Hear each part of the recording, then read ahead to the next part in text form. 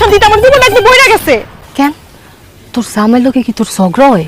ঝগড়া না রে বোন, ওই গোলামের প্রতি অন্য মায়াগুলোকে প্রেম করে। কি কস? তুই কি নিজের হাতে ধরছিলি? কট খাইছে তোর কাছে কট? আরে না, কট খাই নাই, কিন্তু কালকে রাইতে ওর শার্টের মধ্যে আমি অন্য মায়ের চুল পাইছি। আমার শাশুড়ি কয় এটা নাকি তার চুল, কিন্তু আমি বিশ্বাস করি না, আমি শিওর এটা অন্য মায়ের চুল। তুমি রে, তুই আমার একটা উপকার করবি। কি উপকার? আমি আমার জামাইয়ের চরিত্র পরীক্ষা করতে চাই, সে কি আসলে অন্য মায়েরগুলোকে প্রেম করে কিনা সেটা যাচাই করে দেখতেছি। তুই তোর জামাইয়ের চরিত্র পরীক্ষা করবি, তাতে আমি কি করবো?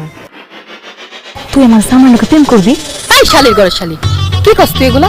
ছি ছি ছি ছি ছি ছি ছি ছি, আমার বয়ফ্রেন্ড থাকতে আমি তোর জামাইয়ের লোকে প্রেম করবো?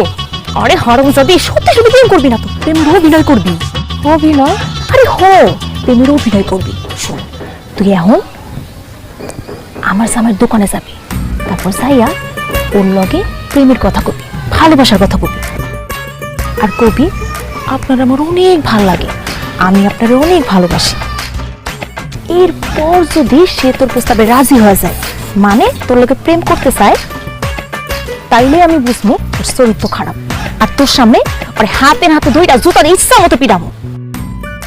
জানাবো আমার জামার লোকটা প্রেমের অভিনয় কর, জানাবো যা। আরে দূর, অভিনয় তো পলাইলে কথা ছিল, আর তোর জামাই